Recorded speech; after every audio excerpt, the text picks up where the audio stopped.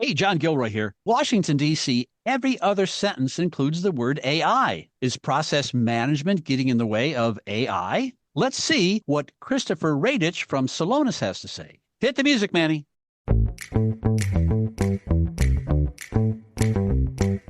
Welcome to the Federal Tech Podcast, where industry leaders share insights on innovation with a focus on reducing cost and improving security for federal technology.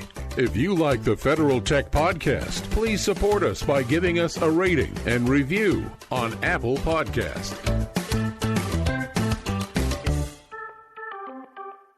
Welcome to the Federal Tech Podcast, the podcast that connects you to federal technology leaders. My name is John Gilroy, and I will be your moderator. In the virtual studio today is Christopher Radich, and he is the Vice President for Value Engineering at Salonis. And that's what we're going to focus in on today. What value can Salonis bring to my federal audience? So, Christopher, are you ready for a good interview? I'm very ready. I'm very ready. Oh, by the way, you should find him on LinkedIn, Radich. He's got great videos on there. I told him before we began that he can almost like teach public speaking. Very, very quick, short, effective. Many people ramble, but he just punches hard. So let's start punching right here. Okay. Your company is known for process mining. What the heck is process mining, and what does it mean for our govies? Well, I mean, let's go back to your intro in terms of I'm going back to the intro. Is process management getting in the way of AI? I'd argue AI might get in the way of process management if we're not careful.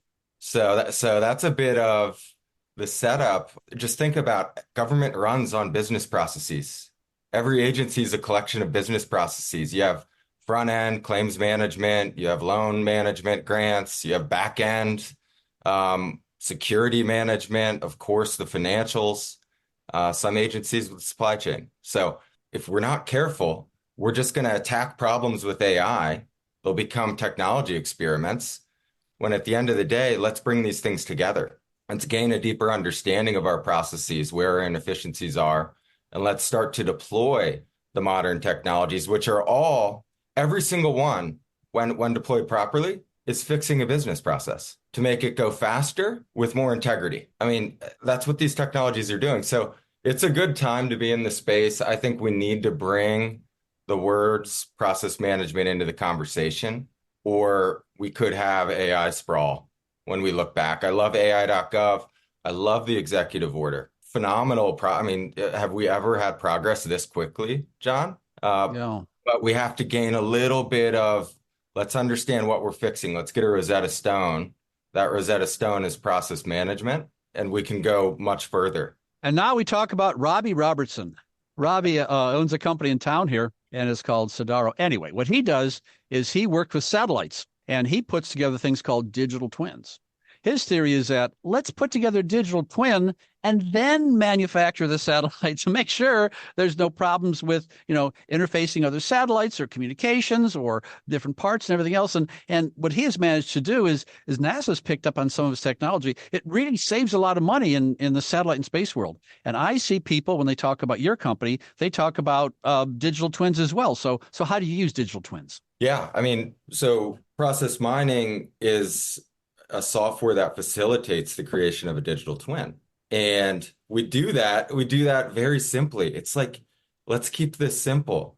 We leverage transactional data that resides in your source systems.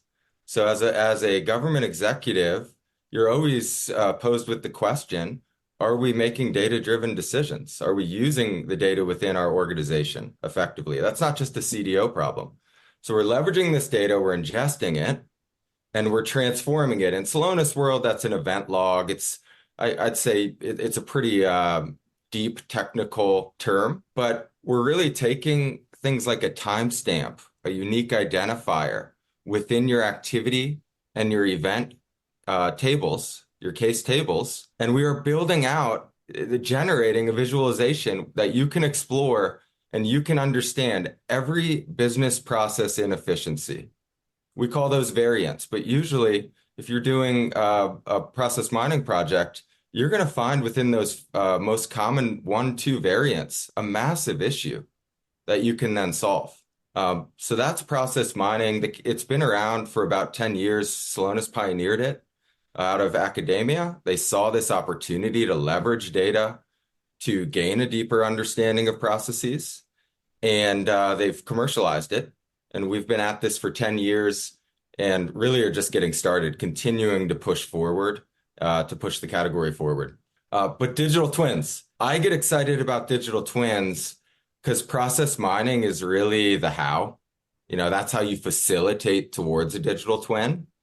But government gets excited about the what. Like, what am I building here? This is not a process mining program. This is a process digital twin for financial management. And that's a digital representation of a physical entity, but it's not a physical digital twin. That's the aircraft, the turbines, the manufacturing facilities where you have IoT data streaming, and it's in very intensive engineering work to produce a physical digital twin. This is a process digital twin, and it's any enterprise IT or system-led process. You're going to gain full understanding end-to-end of how that process runs. And you're going to facilitate it through process mining, which is what I just described in terms of being a data-driven approach to process management. When you talked about the Rosetta Stone, I thought of our buddy Napoleon when he was in Egypt, and one of the people over there, they found this stone. They had no idea what to use it for, but it was the key to understanding so many different languages. It's a fantastic. And so I guess what Celonis can do is it can look at a complicated set of logs and draw more out of it than someone else could, because there's maybe you have the Rosetta Stone, maybe your technology is enabling understanding of all the log data. I mean, I talk to agencies. Once COVID happened, that log data that went from like gigabytes to petabytes overnight, and so they're drowning in it. And so maybe if you have the Rosetta Stone, they can understand. Okay, you got 90 petabytes today, where it used to be 200 gigabytes. I think that's a problem, huh, Chris? Well, and I think the beauty is once you put these models in place, they scale as your data scales. Once these transformations are in place, could be a real-time connection, you're always going to have that process digital twin giving you real-time visibility. So imagine if we had that as COVID hit. You think of the PPP program, a lot of the grants management, of course, vaccine management, more at the state and local level. You would have been able to respond to those inefficiencies. Instead, remember we were doing those time studies and consulting studies after the pandemic already hit. And then it's like, here's what went wrong. That's rear view mirror thinking. We want to look through the front of our car moving forward. But you got to invest. You have to and put these process digital twins in place. Well, Chris, I'm looking at you on Zoom here. You look like my son or something. And so I'm going to act like your father. So here's what I'm going to say. Chris, when I was your age, Chris, when I was your age, there's a book out called DOS for Dummies. And we'd use it to understand line commands. And it was very popular. It was one of the first books in the whole for dummies things. So what do you guys got for the for dummies? Well, we've actually produced process mining for dummies. It's available on the website, free of charge. That's celonis.com. And it's an incredible book just to understand that this is not that complex of a topic. Yes, we have data scientists within the company that are phenomenal at working with large data sets, transforming those data sets. But as an agency, this is not a complex topic that is unattainable. It's very attainable. And that's a good place to get educated as you get started in the space. Good. So let me spell that for the listeners. CELONIS.com. And you just click on, the process mining for dummies. You can download it. It's a nice way to start the conversation. You finally know what questions to ask, what it is, what it isn't, how slow. And then if you want to engage, fine. If you see him at a trade show, I think I've seen you at a trade show, and the name, I didn't know what Celonis did. I really didn't. Now that I know that I'm just a dummy and I can figure it out, well, it's not that hard to figure out what the application is. And one application is talking about COVID. I was out in LA during COVID. I was in Long Beach, went for a boat ride. It's great. And guess what I saw? I saw all these ships stacked up with the containers. There's miles of them out there. And this was a real log jam for transportation. I'm talking about supply chain. Okay, let's talk about supply chain.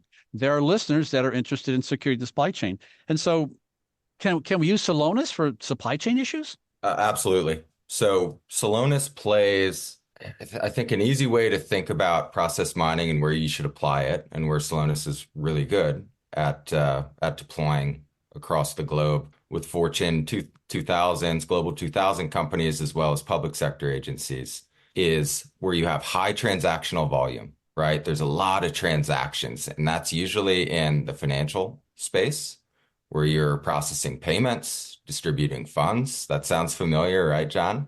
Yeah. And the supply chain space where you're moving goods and services, that's a subset of organizations in government, VA, Defense Logistics Agency, a lot of Department of Defense organizations. And that would be inventory management, transportation management, and we consider procure to pay to be in the supply chain space, just given it is attached to those goods and inventory of goods that you're ultimately acquiring. Two great customers there that have leaned in. They have actually produced process digital twins in under 3 months. And in the DoD, that is light speed. That is light for a project like this. So that's the DLA, order to cash. I mean, they are supporting and serving the warfighter with these supplies, and the Navy for procure to pay. So really proud of that work because of the speed, but also the potential to give them the ability to look forward as a crisis hits. You know, the world is not getting less chaotic. It's getting more chaotic. So just such great promise for those two programs. So we touched on a lot of different things. I went to your company website this morning and I was looking at your blogs, as is my wont.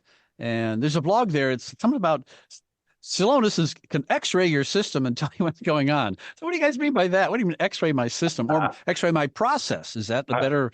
I love this. Did you know the X-ray? There was one point in time the X-ray did not exist. I chuckle at that because when you work at Celonis, you get into this X-ray metaphor quite often. Yeah. Yeah. We actually say MRI now because the X-ray. Yeah. How could you be an X-ray when you gotta get in and Wait a get minute, now your kids, you're going to say to your kids, when I was your age, there was an X-ray, and you go, oh, what an old man. He doesn't know anything. Yeah, but just when you look at the real-time visualization and you say this is like an X-ray for your enterprise business process or source system, I'm telling you, even executives, they're like that is, yeah, that's that. I'm going to remember that. So, I mean, that's what it is. It's producing the ability to diagnose at the deepest level you'd like to go the major challenges within that business process. I mean, it's going to call out root causes for say improper payments, major issue in government. 5.2% of government spend is deemed improper. It's going to get to that level of diagnosis. So that's why we love the term X-ray, and it's really resonated with executives. Your company is relatively new, and I'm sure there are other companies that have attempted this. In fact, there's some big name companies, and the biggest I know is IBM. And so if I call up IBM and say, "Hi, I'm John Gilroy. I work for ABC Agency, and hey, tell me about your process mining," I'm sure they'll respond instantly. So how do you compare with the big guys? And did you have a niche, or what can they do that you can't do, or where do you fit in this whole marketplace of process mining? Did you know I'm an IBM alum, Big Blue alum? I didn't know that. I was doing some New Year's cleaning, and there was an IBM blanket in my basement. So this is near and dear. IBM's a great company.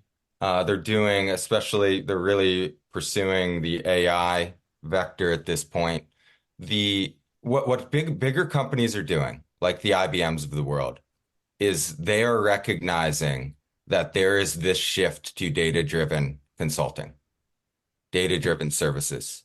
You cannot go in and do manual workshops and manual process analysis and requirements elicitation any longer. The world's moving too quickly. Government's moving too quickly. So what they're doing is they're acquiring process mining companies.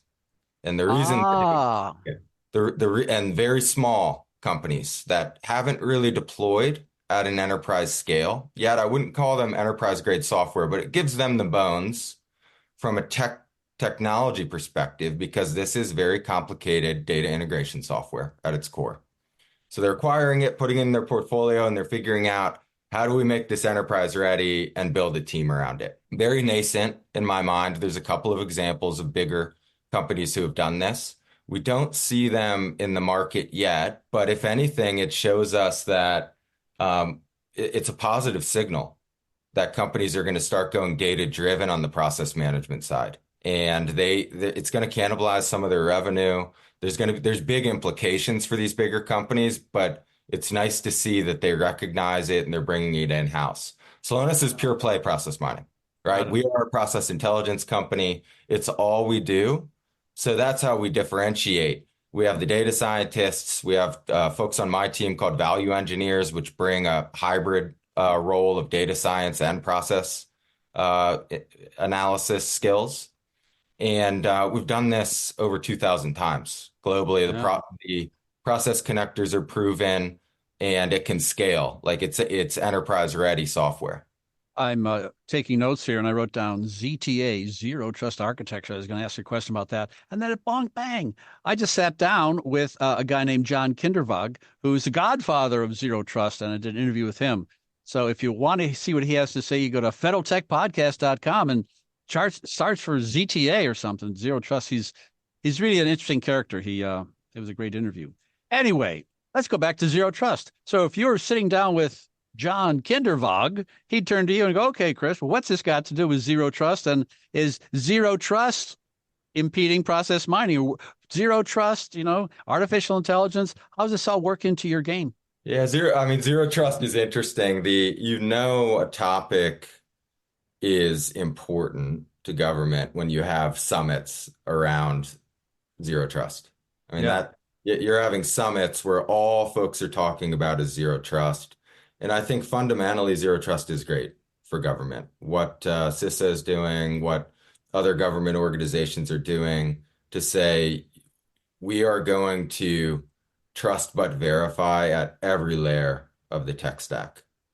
Celonis, I'd argue, is we would assist with Zero Trust, and this is indirectly. We're not going to market with Zero Trust providers, but indirectly, we're going to give you understanding of where any nefarious activity or suspicious activity is occurring in your business process. We do this well in the payment space, where you're going to start to understand, is there a loophole in my source system, the way we've configured it, that is allowing exception paths to occur? We do some space in the security management and ITSM space, which I think can also help, call it, tighten up our trust architecture. But any process where you want to see things that occur outside of the happy path is where Celonis would help. Yeah. It's interesting that from a perspective of many years here, first the network was attacked, and then we see people from Akamai saying, no, really, they're attacking the APIs. And then maybe they're combating. And then all of a sudden, Chris says, well, look, maybe they're attacking the app. Maybe they're attacking your application for payment. Did you realize that? And I'm sure 5 years ago or 10 years ago, they would never think of that. They would have the big firewalls and moats and everything else. But that's the new attack vector. Is it constant? And they can't get in through the API. Guess what? They're knocking on your app. And that's you. And if I was going to attack something, it would be the payment process. It would make a whole lot of sense because that's where the money's at, isn't it? Absolutely. Absolutely. We're passionate about helping with improper payments. And most of that is fraud, waste, and abuse from potentially foreign nation states. Right. No. Got to be careful about that. Interesting. Okay. Crystal ball time. 5 years from now, Celonis. I once asked someone that. I said, who knows what 5 years from now? 18 months is the most I can think. So I'm going to give you the 18-month question and the 5-year question. Where's Celonis going to be 18 months out and 5 years out? I think 18 months, you're going to see a significant number of federal and defense organizations with process digital twins on their financial value chains and supply chains. And then when you think, what was the other horizon? I want to, because 5 years away, you might as well pay 30 for you in technology. 5 years, who knows? 5, I think you're going to see a process intelligence layer based on Celonis that is going to be driving a lot of visibility to improve public trust. So that's kind of, rather than a maybe an inside out view, that's an outside out view to drive public trust. And it's going to take courage from public servants and executives to do that. But I think that's where we're headed with government. Wow. My last 2 interviews, Kindervag talked about Zero Trust. Then we had a woman from Excel. She talked about increasing trust with user interface. Now we talk about trust in apps. So have a theme here. Maybe that's what's going to happen in the next 18 months. It's going to be responding to some threats and increasing trust with users and doing all kinds of things. It's been a great interview. Everything I mentioned, I will include in the show notes, so you can link up to that Process Mining for Dummies, and it could be a fun read. Who knows? Well, we're out of time here, guys. I'd like to thank my guest, Christopher Radich. You have been listening to the Federal Tech Podcast with John Gilroy. I'd like to thank my guest, Chris Radich, Vice President, Value Engineering for Celonis. Thank you, John.